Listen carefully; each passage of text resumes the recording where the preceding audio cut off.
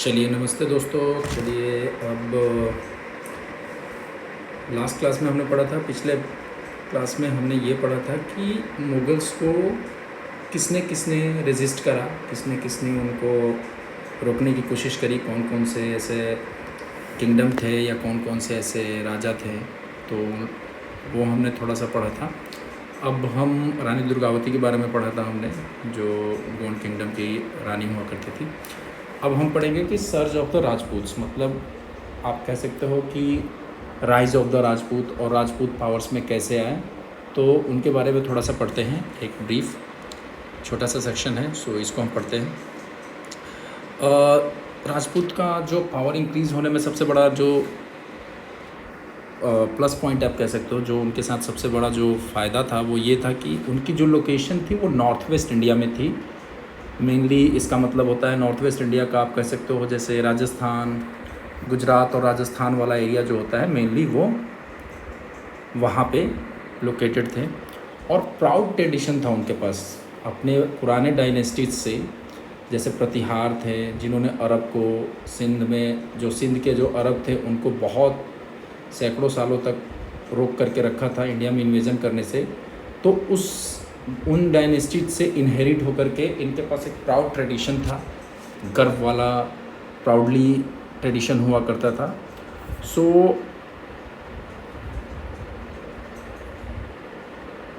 Mainly क्या हुआ कि जो राजपूतों का जो किंगडम रिबिल्ट हुआ, मतलब प्रतिहार के बाद की बात बता रहे हैं, जो प्रतिहार के बाद अगर दोबारा जो राजपूतों का रीबिल्डिंग फेस आया तो वो आया खलजी के कॉन्क्वेस्ट के बाद।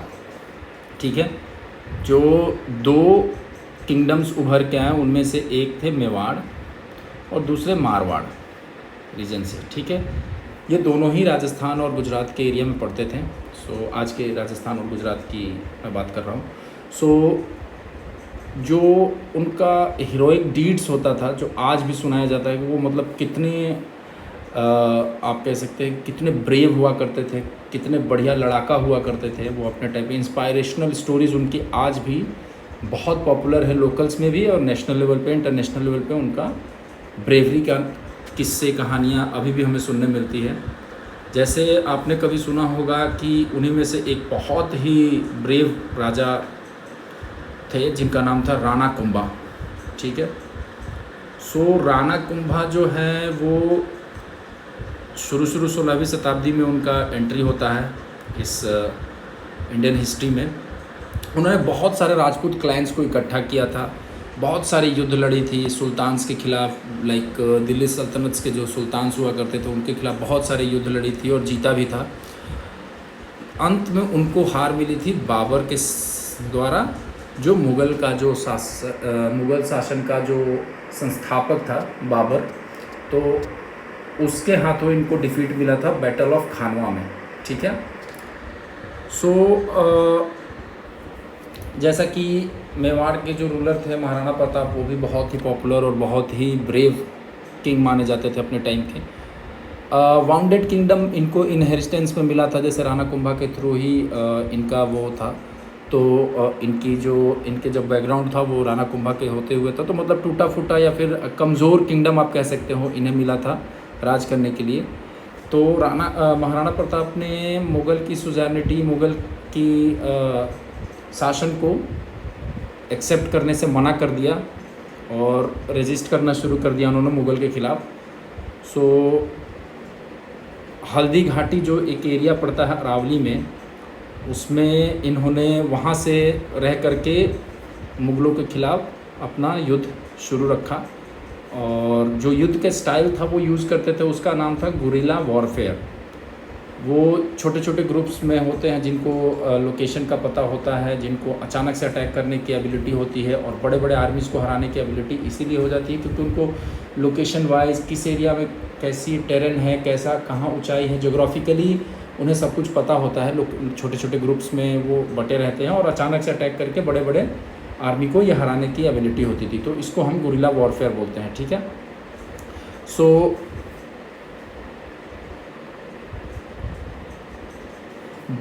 हालांकि वहाँ से इन्होंने गुरिल्ला वॉरफेयर के थ्रू मुग़लों को बहुत जगह पे मात दी थी, डिस्पाइट हैविंग हार्श कंडीशन, मतलब वहाँ पे बहुत सारा मतलब harsh condition in the sense कि एक राजा के लिए या फिर जो नॉन किंग्स भी थे, जो लोग इनको सपोर्ट करते थे, उनके लिए भी वहाँ रहना एक बहुत ही मुश्किल था।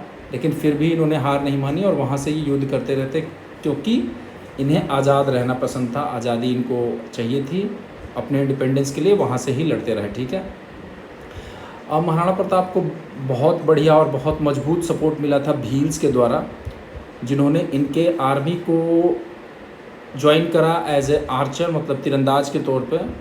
और जो लोकेशन है, जो जोग्राफिकल एरिया है, भील्स ज़्यादा बेटर जानते थे अरावली के, कि भाई कहाँ पे नदी है, कहाँ पे पहाड़ी है, कहाँ पे जंगल है, किस एरिया से जाना अच्छा है, कौन सा रास्ता सही है, ये सारी चीज़ें वो महाराणा प्रताप को हेल्प आउट करते थे। तो उनकी सर्विस, उनका सपोर्ट बहुत ही महत्वपूर्ण था महाराणा प्रताप के इस बैटल में, इस रेजिस्टेंस में जो इनका वो था। तो इसी चीज़ को दिखाया गया है मेवाड़ के एम्बलम में भी, कि Bhil warrior on the left, and ये जो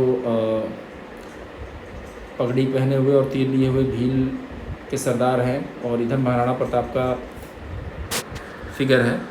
और ऊपर आप देखेंगे उदयपुर पैलेस से एक दृश्य बनाया गया है, जब हल्दी घाटी की लड़ाई हो रही थी, बैटल ऑफ हल्दी घाटी की लड़ाई, तो किसी आर्टिस्ट ने ये खूबसूरत सा दृश्य बनाया था कि युद्ध कैसे हुआ था, उसको एक तरह से दर्शाने की कोशिश की गई थी। ठीक है।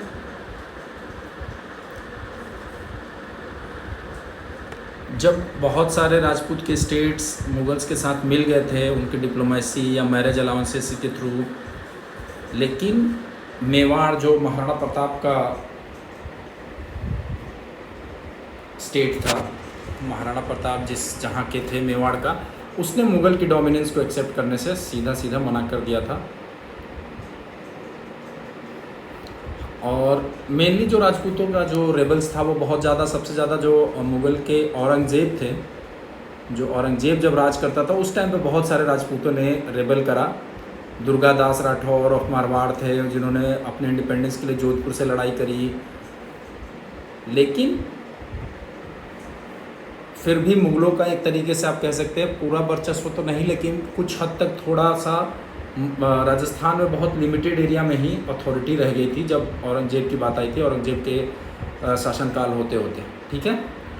वैसे ही उस टाइम पे एक और बहुत ही हीरोइक माने जाते थे युद्ध कला में, और बहुत ही स्ट्रॉन्ग माने जाते थे अहोम्स। तो हम नेक्स्ट क्लास में पढ़ेंगे, अभी एक छोटा सा ही क्लास रखते हैं ये राजपूतों का, और हम नेक्स्ट क्लास में अहोम्स के बारे में पढ़ेंगे। So thanks for today and we will connect tomorrow.